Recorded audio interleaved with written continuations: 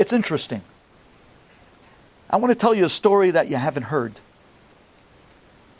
And this doesn't exactly come from the firmest of places. I'm standing in front of my Rebbe. I'm very embarrassed to sit and talk to you. Bimkomo.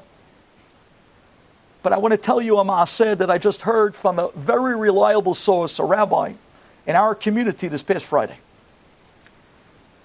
It's amazing how things come out bittersweet. And sure enough, at the time of the terrible tragedy, was at the same time that we were rejoicing when we heard the news that Rubashkin was allowed out of jail. Unbelievable. Mamash, otozman. That we're crying in tragedy, and there was also somewhat of a simcha going on as well in Klal Yisrael. I'd like to tell you a story behind that Rubashkin release that I doubt you've heard. This came from Alan Dershowitz. This came from one of the biggest lawyers in the United States that's part of the case. I'm sure you heard of Dershowitz. Very famous guy. Nonetheless, he tells over the following. He tells over, you might have heard of this organization. It's a Goyish organization. It's called Make-A-Wish. And they go around to hospitals, especially when it comes to children with terminal illnesses. Lo aleinu, lo alechem. And they go to these kids and they try to give them an opportunity to make a wish. And they cap it out, $10,000, whatever it is. Many times, they're very in with many of the Goyish celebrities and a lot of these Goyish kids who are not doing well.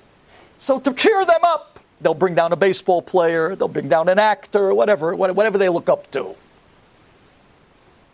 Turns out that a Hasidi boy, young boy, with a terminal illness, who didn't have a lot of time, he was on the list.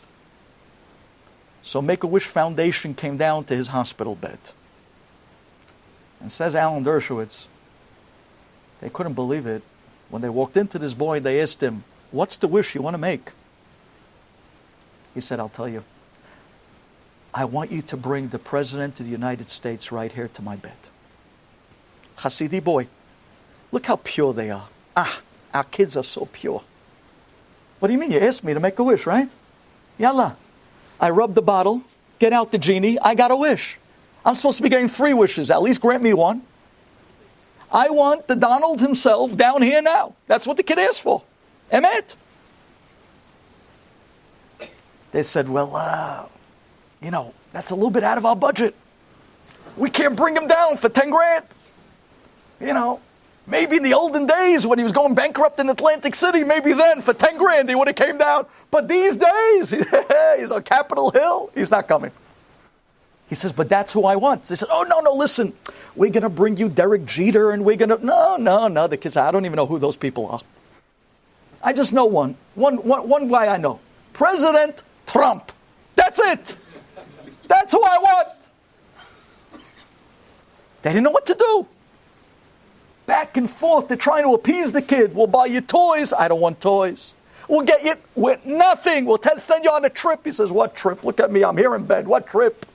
Finally, they come up with pshara. Here's the compromise. He says, okay, you can't bring President Trump here. Can you take my letter and put it on President Trump's desk? That's my wish.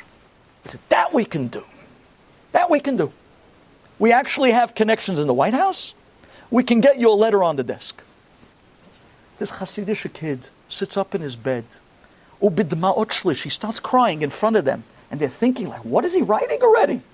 He starts writing a heartfelt letter. And he says, dear Mr. President, Hashem has put you in the place that you're at. And I believe the reason why you were put there was to help the Jewish people, and specifically to help one Jew that's sitting in jail, and every day I daven for him, even in my sickness. I'm asking you, please, for my sake, I don't have a lot of time in this world. Please pardon Rubashkin. Unbelievable. This has come from Alan Dershowitz, from his famous lawyer. They took the letter. It wasn't a long letter. It was what we called tzimzach. It was right to the point. And it was very heartfelt. And the letter was, so to speak, stained with teardrops. And they brought it kacha, as is. And a week and a half later, they brought it to the White House. On the 5th day of Hanukkah, the letter was sitting on President Trump's desk. And it happens to be that his daughter was in the room when he was reading it. And she says over, and she said this to Dershowitz, that the president began to cry. Just when you thought, Mr. Tough Guy, America, he started, this caught his heart. He turns to his daughter and he says, look at this Jewish kid. The kid could have asked for anything. This is make the wish. You can make any wish you want. And he says, think about it. Any other kid, who would they ask for? They'd ask for this pop star and this celebrity, that bull. This kid, lo ma'anyen lo klum. No. He wanted me, says Trump. Why? Because he didn't want me for me. He wanted me because he believes I have a mission. And he says, I'm not going to let this kid down. 2 days later, the pardon was on the desk on the last day of Hanukkah. This story is from Alan Dershowitz, from his lawyer. You think about it. Here's a kid who was in his own tzara. He was in his own situation, his own misery. He was told that he didn't have a lot of time. But who is he thinking? He's thinking about Yenim. He's thinking about the other guy. He's thinking about this guy, Rubashkin, in jail. He felt that I had an obligation to somebody else and their problems. But what do you mean? I have also problems? Yeah.